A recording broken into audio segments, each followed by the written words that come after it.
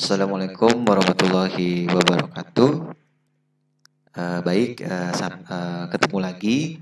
Hari ini kita akan kembali melakukan tutorial terkait penggunaan SPSS. Kali ini kita akan melakukan validitas dan reliabilitas instrumen. Sebelum kita melakukan uji validitas dan reliabilitas instrumen, kita akan kenalan lebih dahulu apa itu pengertian terkait validitas dan reliabilitas itu sendiri. Baik, untuk uji validitas sendiri, uji validitas ini bertujuan untuk mengetahui apakah instrumen yang kita gunakan dapat mengukur apa yang ingin kita ukur. Artinya, instrumen kita mampu mengukur variabel yang ingin atau yang akan kita gunakan dalam sebuah penelitian. Kemudian, suatu butir pertanyaan dapat dikatakan valid apabila nilai R hitung itu lebih dari R tabel. Nah, sedangkan untuk uji reliabilitas sendiri, ini bertujuan untuk mengetahui apakah hasil pengukuran instrumen yang kita gunakan memiliki hasil pengukuran yang konsisten atau stabil. Nah, sebuah instrumen dapat dikatakan reliable apabila nilai Cronbach alfanya itu lebih dari 0,6. Baik, yang paling kita tekankan di sini adalah terkait untuk nilai validitas. Nah, suatu butir pertanyaan dapat dikatakan valid apabila nilai R hitung lebih dari R tabel. Sedangkan suatu instrumen dapat dikatakan reliable apabila nilai Cronbach alfanya itu lebih dari 0,6. Baik, langsung saja akan kita lakukan untuk uji coba menggunakan SPSS. Oke, baik. Nah, sekarang kita sudah pada tampilan SPSS. Di sini kita akan melakukan uji coba untuk uji validitas dan reliabilitas instrumen. Nah, pada contoh di SPSS di sini kita punya 10 butir pertanyaan ya dari instrumen kita. Kemudian di sini ada sekitar 20 responden ya. Jadi di sini ada 20 responden ya di baris, dan di sini untuk butir ini adalah jumlah pertanyaan. Jadi butir 1 sampai 10 artinya adalah pertanyaan 1 sampai pertanyaan 10, sedangkan untuk 20 ini adalah 20 responden. Nah, di sini untuk instrumennya sendiri kita menggunakan skala Likert ya, di mana penilaiannya ada nilai 1, 2, 3 dan 4. Ya, di sini ada 10 butir dan total. Nah, total ini adalah keseluruhan jumlah dari butir 1 sampai butir 10. Ya, jadi di sini ada 20 total karena menyesuaikan dengan jumlah respondennya sendiri. Nah, langkah pertama yang akan kita lakukan untuk uji validitas adalah yang pertama kita klik Analyze, kemudian kita klik Correlate, ya, kemudian klik Bivariate. Nah, kemudian setelah kita klik Bivariate, di sini akan muncul kolom Bivariate Correlation. Ya, kemudian kita pindahkan semua item ini ke variabel di sebelah kanan. Ya. Nah, kemudian kita pastikan untuk di correlation coefficient kita klik percent. Ya. Kemudian bisa kita pilih total dan kemudian dicentang flag significant correlation-nya. Kemudian kita klik OK. Nah, baik, di sini adalah tampilan output dari SPSS yang kita lakukan tadi. Nah, untuk butir 1 sendiri bisa kita lihat di version correlation nilainya adalah 0,601. Nah, ini adalah nilai R hitung ya. Nilai R hitungnya adalah 0,601. Nah, untuk bisa kita melihat apakah butir soal 1 ini valid atau tidak, harus kita bandingkan dengan nilai R tabel ya. Nah, baik, ini adalah tampilan nilai R tabel.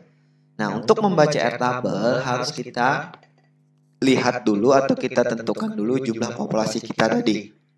Nah, kita ketahui bersama untuk jumlah populasi kita tadi ada 20 ya. Nah, yang kita gunakan adalah untuk level of significance kita tentukan saja di sini adalah 5% ya. Nah, kalau misalkan teman-teman menentukannya adalah level of significance-nya ada 1%, jadi baca tabelnya di sini ya. Tapi kita tentukan saja bahwa penelitian kita menggunakan 5% untuk level of significance-nya.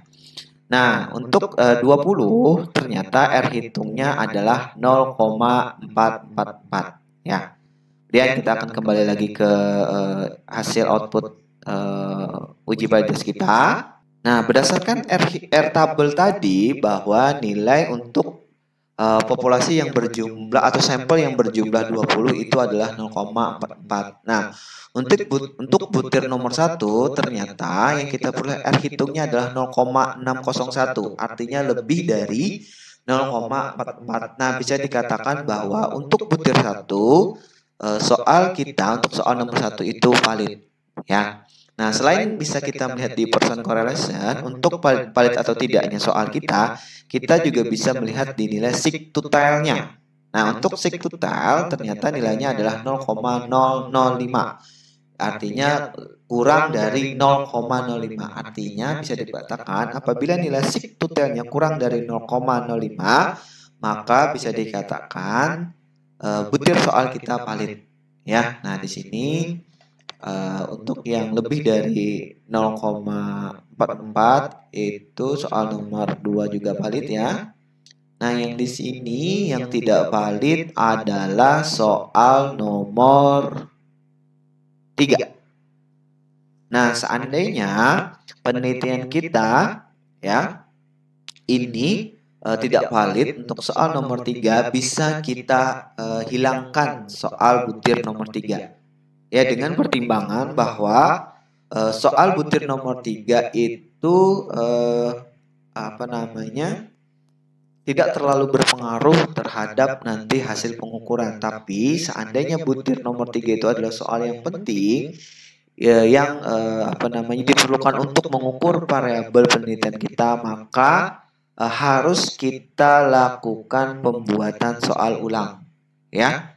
Kemudian harus kita ujikan lagi ke responden. Ya, jadi tapi kalau misalkan butir soal nomor 3 itu tidak terlalu penting atau tidak terlalu berpengaruh terhadap pengukuran variabel kita, maka itu bisa dihilangkan kemudian dilakukan uji validitas ulang menggunakan SPSS dengan tidak mengikut sertakan butir nomor 3 ya.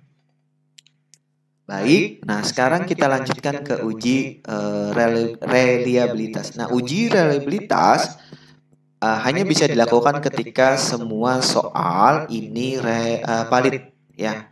Nah, tadi kita ketahui bahwa butir nomor 3 tidak valid, sehingga sebenarnya itu tidak bisa dilanjutkan ke uji reliabilitas instrumennya. Tapi kita anggap saja ya bahwa semua soal valid, sehingga bisa kita lanjutkan ke uji reliabilitas. Nah, untuk uji reliabilitas langkahnya adalah kita klik analyze, kemudian kita klik scale, kemudian pilih reliability analysis.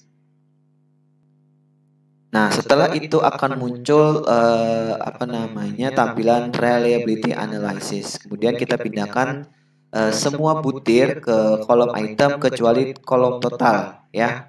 Kolom total tidak perlu kita pindahkan, jadi hanya butir-butir soal saja. Jadi biarkan kolom total tetap di sebelah kiri. Baik, jadi untuk model ini banyak pilihan ya, ada split half, Goodman, paralel, sesuai dengan uji reliabilitas yang digunakan. Nah, kita menggunakan uji alpha ya, Cronbach alpha, jadi kita pilih alpha. Kemudian kita klik OK. Nah, berdasarkan hasil uji reliabilitas bisa kita baca di reliability statistik bahwa nilai Cronbach alfanya 0,721. Nah, seperti kita diskusikan di awal bahwa sebuah instrumen dapat dikatakan reliable ketika nilai Cronbach alfanya lebih dari 0,6 ya untuk penelitian dasar, sehingga bisa dikatakan instrumen kita reliable. Nah, baik, cukup dulu untuk tutorial terkait uji validitas dan reliabilitas instrumen.